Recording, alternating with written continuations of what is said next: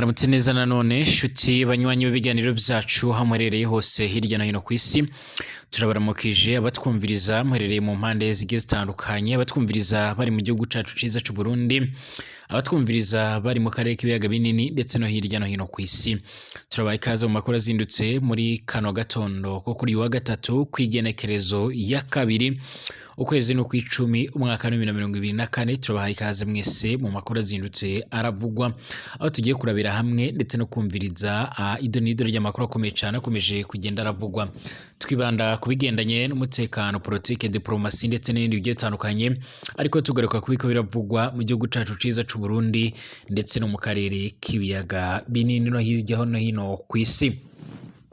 Dore ingingo nkuru rero turaza kugenda turagaruka ngaha muri kino kiganiro cyacu. Abegereye inzego z'umutekano z'u Burundi cane cane by'umwihariko mu gisoda baremeza ko igisoda c'u Burundi cyamaze kugenda kirashimangira ko cyiteguye kwihorera ndetse no guhorera umuhari wa FDLR umaze imisi uragabwe ibitero bikomakomeye cyane muri Republika Iharanira Intwaro Rusange ya Kongo. Ni mu gihe bivuga ko rero by'umwihariko ngaha mu gihugu c'u Burundi haba hagiye kurungikwa abandi basoda amabato menshi cyane agiye kwerekeza muri Republika Iharanira Intwaro Rusange ya Kongo kugira ngo babashe kuba bokaza umutekano cyane cyane ahasanzwe hari ibirindiro by'umwanzi nk'uko amakuru akomeza kugenda aradusomera. Ni mu gihe mu ndwi twahejeje inyuma rero by'umwihariko haravuzwe ingwano zikomakomeye cyane, aho umuhari wa FDLR usanzwe ufatanya n'ingabo z'u Burundi ndetse n'iza Kongo waje kugenda uragabwaho ibitero, ariko kandi bakaba bashimangira ko by'umwihariko bo babigabweho na ba maneko cyangwa se by'umwihariko inasi zisanzwe zibarizwa muri FDLR zibarizwa muri FIDC ariko zaturutse mu bihugu bigiye bitandukanye by'umwihariko by'ababanya. Amakuru avuga ko by'umwihariko FDLR itiyumvisha uburyo by'umwihariko basanzwe bakorana aribo bahindukira bakabagaba y'itoro. Ibi rero by'umwihariko biragana n'imyiteguro ikomeye cyane ikomeje kugenda yibonekeza mu Burundi, aho bamwe bakomeje kugenda by'umwihariko bibaza impamvu yabyo. Harakomeza kugenda haramenyekana amakuru agiye atandukanye mu gihe igihugu c'u Burundi rero cyamaze kugenda kirakira ibikoresho bigiye bitandukanye bigezweho bya gisirikare, haba ibyombo bikomeye cyane bigomba kwifashishwa mu itumatumanako, imbunda za rutura, mu bimodoka by'intambara ndetse na drone nk'uko amakuru akomeza kugenda adusumira. Ni mu gihe kandi bamwe batajya umunwa by'umwihariko mu kugaragaza neza ko igihugu c'u Burundi cyaba gikomeje kugenda kirungukira mu ngwano kucyoherejemwo abasoda muri Republika Iharanira Intwaro Rusange ya Kongo, aho ibyiciro bimwe na bimwe by'abasoda by'umwihariko binahabwa amasomo agendanye n'imyitozo by'umwihariko cyangwa imyimenyerezo y'igisoda mu bigendanye no gukoresha ibikoresho bigezweho mu kugaba ibitero ndetse no guhangana n'ibitero umwanzi yoba yakugabyeho. Ibi byose akaba ari mwe bakura ku bacanshuro nk'uko bikomeza kugenda bigaragara. Ni mu gihe rero by'umwihariko bivuga ko u Burundi butohagarika gahunda zo kurungika abasoda muri Kongo, ariko kandi bakazakomeza kugenda barabikora mu ibanga.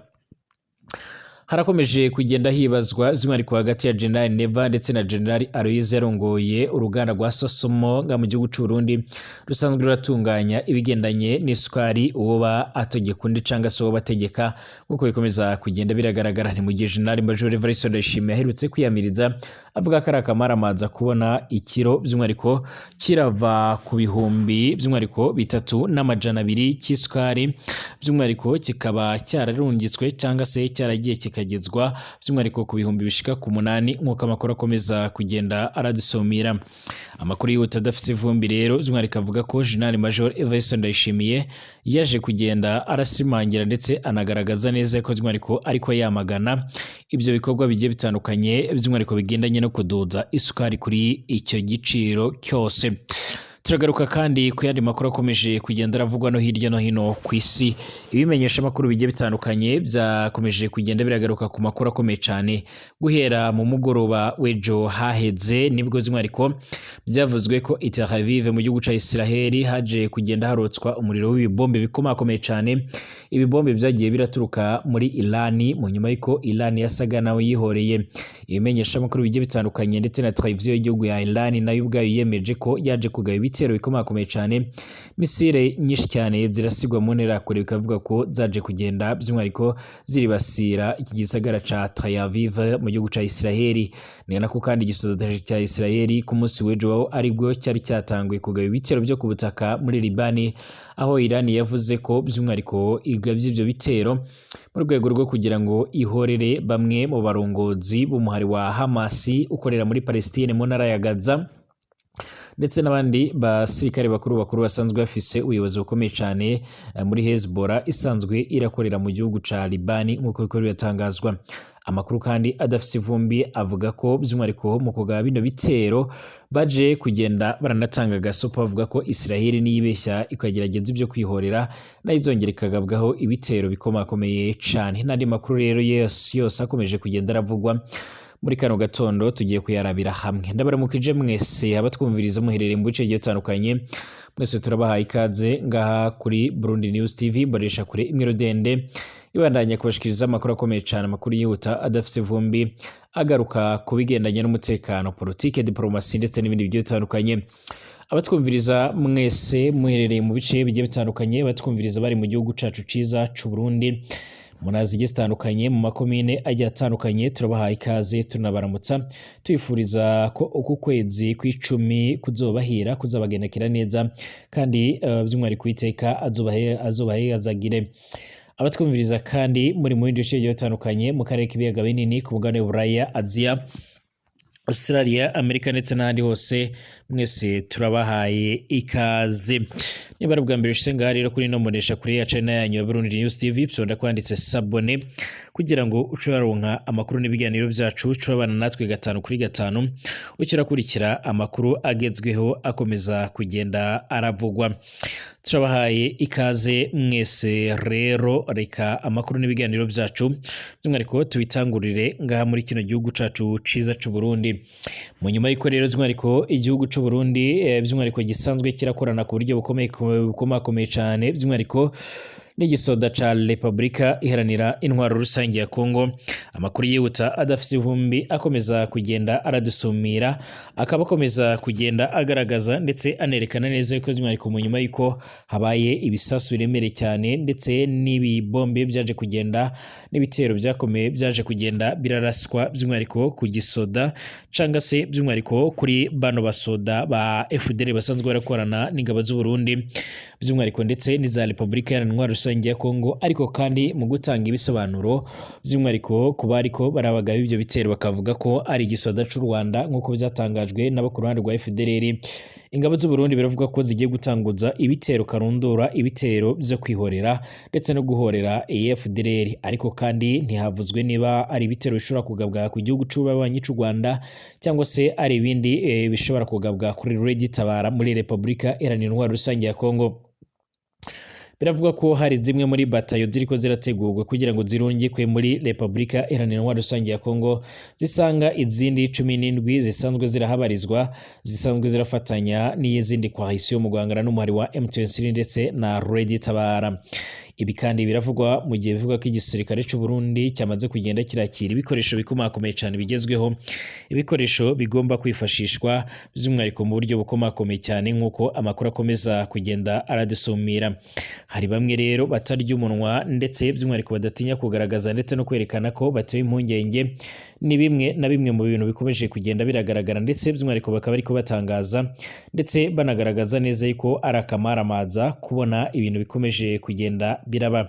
Hari bamwe rero batarya umunwa ndetse by'umwihariko badatinya no kugaragaza ndetse no kwerekana neza yuko by'umwihariko ibintu bikomeje kugenda biraba cyangwa se ibintu bikomeje kugenda biribonekeza mu gihugu c'u Burundi ari akamaramaza, ndetse bakaba ariko bashimangira ndetse banavuga yuko ibintu bikomeje kugenda biragaragara cyangwa ibintu bikomeje kugenda biratangazwa ari ikibazo gikomeye cyane.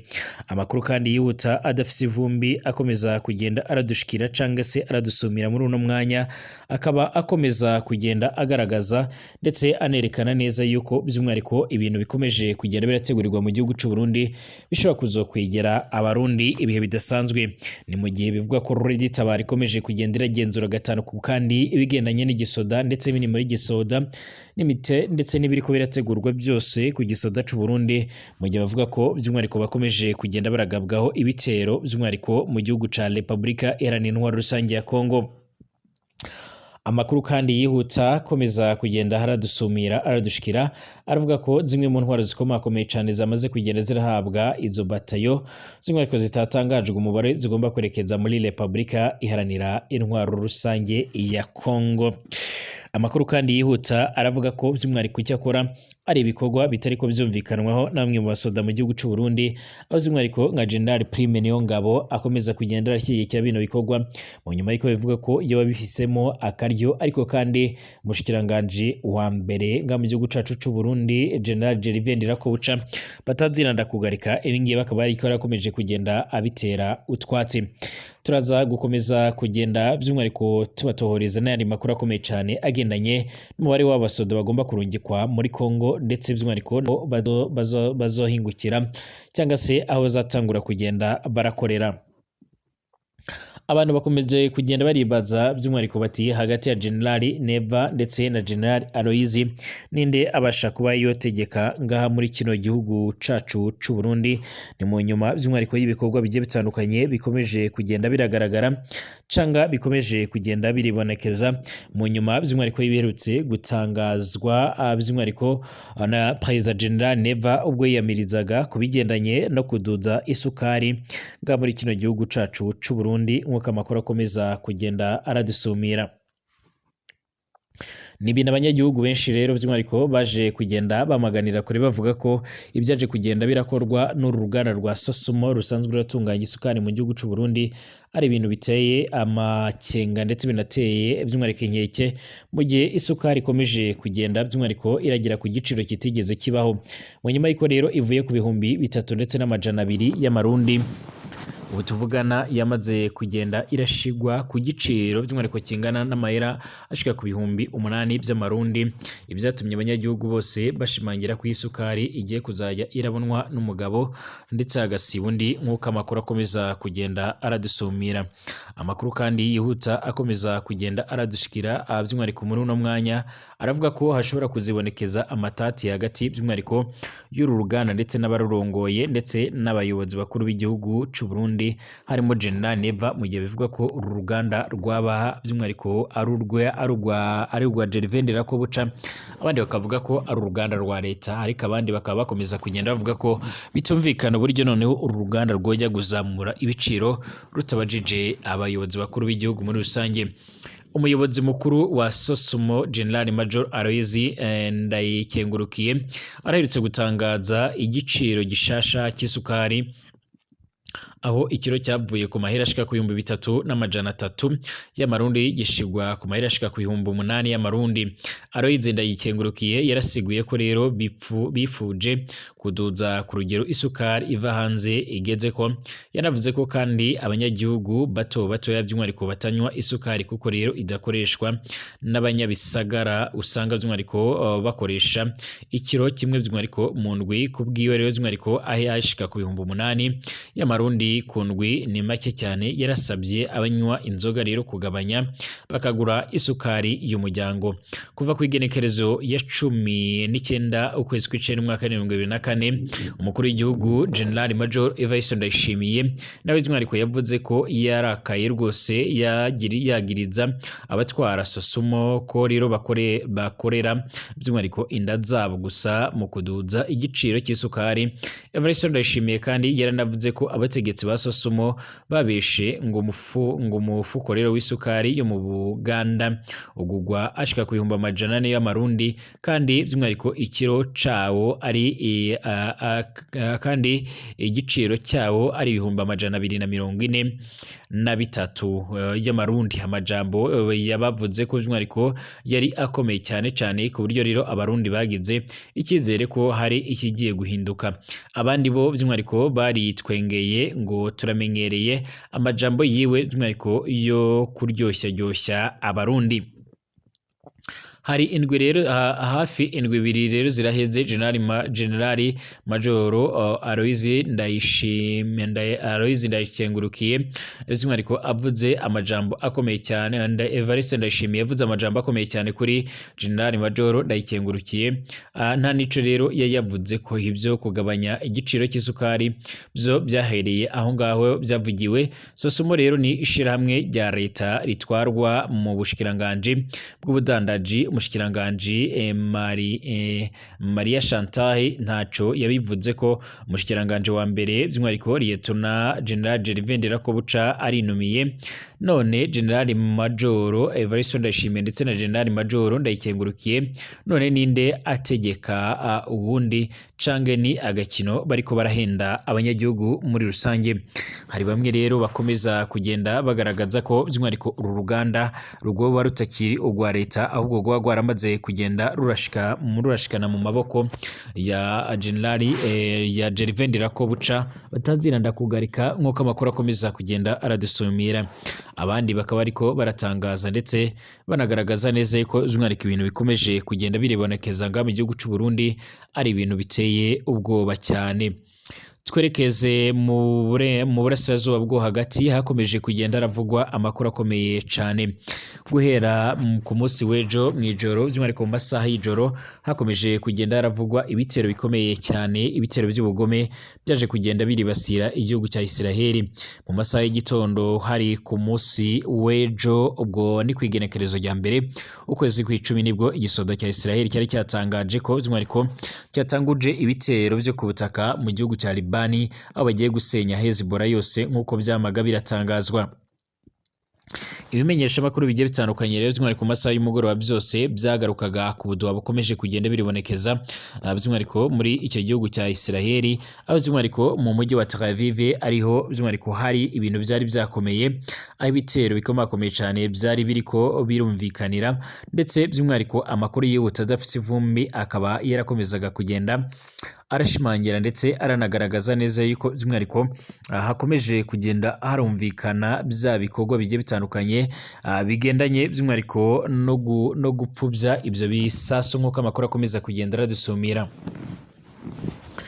Amagambo amwe namwe yaje kugenda haratangazwa n'ibimenyesha makuru bigiye bitandukanye rero yavugaga ko no ku ruhande rwa Leta Zunze Ubumwe za Amerika rwashimangiye ko ruriko rurafasha Isiraheli mu bigendanye by'umwihariko no guhagarika ibisasu bimwe na bimwe cane ibisasu byo mu bwoko bwa rokete.